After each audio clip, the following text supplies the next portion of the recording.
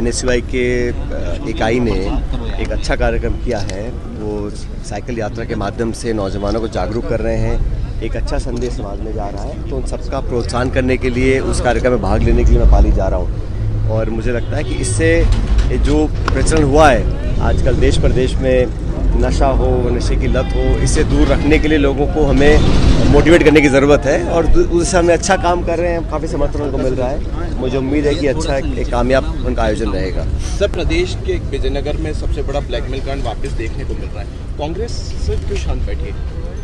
देखिए, ये 1.25 साल से लगभग सरकार बीजेपी की है राजस्थान के अंदर, और इतने दावे किए हैं सरकार ने, आंकड़े प्रस्तुत किए हैं। हकीकत ये है कि लॉ एंड ऑर्डर, महिला उत्पीड़न, इस प्रकार के घिनौने अपराध लगातार बढ़ रहे हैं। और इस पर अंकुश लगाने के लिए सरकार ने अब तक सिर्फ आश्वासन ही दिया है। जब भी सरकार का जवाब आता है आश्वासन मिलते हैं, लेकिन जो प्रशासन में पकड़ होनी चाहिए पुलिस के ऊपर, जिस प्रभावशाली तरीके से सरकार का नियंत्रण होना चाहिए, उसमें कहीं कमी दिखती है मुझे। और इच्छा शक्ति भी कमी है, उनकी प्रायोरिटीज़ अलग हैं। और दुख की बात है कि इस प्रकार के प्रकरण सामने आते हैं और समाज में लोगों में बहुत आक्रोश है। हमारी पार्टी ने विधानसभा के अंदर, विधानसभा के बाहर लगातार मुद्दों को उठाया है, लेकिन सरकार की जो लचर रवैया है, उसी का परिणाम है कि इस प्रकार की घटनाओं को अंजाम दिया जा रहा है। सचिन जी, लेकिन जिस तरह से विपक्ष की जो भूमिका रहती है हमेशा से ऐसे गंभीर मुद्दों पर, इस बार वह बिल्कुल भी नजर नहीं आ रही है। नहीं, ऐसा नहीं है। हम सब लोगों ने इस मुद्दे को उठाया है और न्याय मांगने की गुहार हम लोगों ने सरकार से लगाई है। लेकिन जैसा मैंने कहा कि जो रिएक्शन है, जो रिस्पॉन्स है, जिस तरीके से सरकार को काम करना चाहिए इस मामले में, नहीं किया गया है। अभी भी मुझे लगता है कि जिस सख्ती से कार्रवाई होनी चाहिए नहीं हो रही है। सर, अच्छा, राजनीति में सर अध्यक्ष कह रहे हैं कि जो गहलोत सरकार की स्मार्ट फ्री योजना थी फोन की, उसमें सरकारी खजाने को लूटने का काम कांग्रेस सरकार ने किया था। अभी इस प्रकार के आरोप लगाना सही नहीं है। आप सत्ता में हैं, 1.25 साल सरकार को हो गया है। अभी भी सिर्फ कांग्रेस को कोसना, कांग्रेस की सरकारों को गालियां देना या नेताओं को भला बुरा कहना, ये शोभा नहीं देता। अब आपको 1.25 साल में आपने अब तक क्या किया है, अब तक किस जो योजना पहले थी उनको सबको बंद किया है। और चाहे नौकरियां हो, चाहे लॉ एंड ऑर्डर हो, चाहे महंगाई हो, चाहे निवेश हो, सिर्फ घोषणाएं हुई है 1.25 साल में। और 1.25 साल पहला जो साल होता है बड़ा महत्वपूर्ण होता है। तो सरकार ने अपना वो समय गंवाया है। आपसी खींच, सरकार में आज कौन मंत्री है कौन नहीं किसी को मालूम नहीं है। आपस में इतना खिंचाव है, इतने सारे सत्ता के केंद्र बन गए हैं, ब्यूरोक्रेसी हावी है।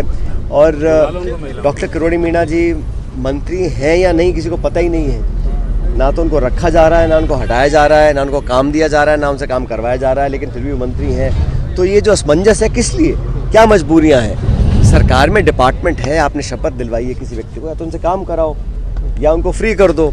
दोनों काम नहीं कर पा रहे हैं। और आपस में, जैसे मैंने कहा ना, इतने सारे पुराने नेता हैं, नए को वो बचा नहीं पा रहे हैं। आपस में इतना खिंचाव है सरकार का कि एक बड़ा कंफ्यूज वाला मैसेज पूरे प्रदेश में जा रहा है। राजनीति में राजनेताओं की भाषा संयम लगातार होती जा रही है। अभी कुछ दिनों पूर्व विधानसभा में भी इसका प्रत्यक्ष उदाहरण देखने को मिला। भाषा का किस तरह से उपयोग? देखिए, इस राजनीति में जो हम लोग बोलते हैं उसको जनता सुनती है, तो बहुत सोच समझकर अपनी शब्दावली का प्रयोग करना चाहिए। अभी कुछ दिन पहले जो सदन के अंदर स्वर्गीय इंदिरा गांधी जी को लेकर जो बातें बोली गई वो अशोभनीय थी। और मुझे लगता है कि ये बात सिर्फ कांग्रेस पार्टी की नहीं, पूरे देश के लिए है कि जब कोई व्यक्ति दुनिया में ना हो, खासकर ऐसा व्यक्ति जिसने देश के लिए अपनी शहादत दी हो, देश की प्रधानमंत्री रही हो और भारत रत्न उनको मिला हो, उनके प्रति इस प्रकार व्यंग्यात्मक टिप्पणी करना, इस शब्दों का प्रयोग करना बड़ा गलत था। लेकिन जनरली मुझे लगता है कि हर व्यक्ति को, हर नेता को सोच समझ के अपने शब्दों का प्रयोग करना चाहिए। और अगर आप किसी के प्रति मान, सम्मान, आदर प्रकट नहीं कर सकते तो उस पर छोटी और ओछी भाषा का प्रयोग बिल्कुल नहीं करना चाहिए। अभी आरएलपी ने जो सांसद हैं हनुमान बेनीवाल, उनका भी एक बयान आया था जिन्होंने भाजपाइयों को नौसी किया और कांग्रेसियों को कार्टून कहा था। मैंने ऐसा कोई बयान देखा नहीं है। सर, नियुक्तियाँ अभी भी अजमेर में अटकी हुई, आप पिछली बार भी आए थे, आपने कहा था कि जल्दी नियुक्ति होगी। सारी हो रही हैं भाई। तो हम लोगों ने मंडल अपने बना दिए हैं और प्रदेश कांग्रेस कमेटी ने दिशा निर्देश भी दिया है। हमारे सारे सेक्रेटरीज लगातार दौरे कर रहे हैं, मीटिंग्स ले रहे हैं। और सरकार ने जो निकाय चुनाव थे उनको पोस्टपोन किया है, लेकिन हमारी जो इकाइयाँ हैं बड़ी सक्रिय हैं और पूरे प्रदेश भर में, क्योंकि विधानसभा का सत्र चल रहा है, लेकिन सभी लोग दौरे कर रहे हैं और जनता के साथ अपने आप को कनेक्ट कर रहे हैं। राजस्थान में जो सरकार बनी पिछले विधानसभा चुनाव के बाद, सरकार बहुमत मिलने के बाद से ही लगातार जनता को निराशा देखनी पड़ी है। और जैसा मैंने शुरू में कहा, जो खिंचाव आपस में है, भाजपा का जो नेतृत्व है उसमें आपस में बहुत खिंचाव है। दिल्ली, जयपुर में, राजस्थान में कई सत्ता के केंद्र बन गए हैं और उसका संकेत साफ दिखाई देता है जब गवर्नेंस और प्रशासन पर उसका प्रभाव पड़ता है और उसका खामियाजा जनता को भुगतना पड़ता है। क्या कांग्रेस पार्टी के अंदर खिंचाव नहीं है सर? राजस्थान हमारी के अंदर पार्टी यदि में राजस्थान हम के विपक्ष में नेतृत्व की हैं बात और करें। हमारे पूरे विधायक दल, पूरी पार्टी एकजुटता से जनता के हितों की रक्षा कर रहे हैं हम लोग।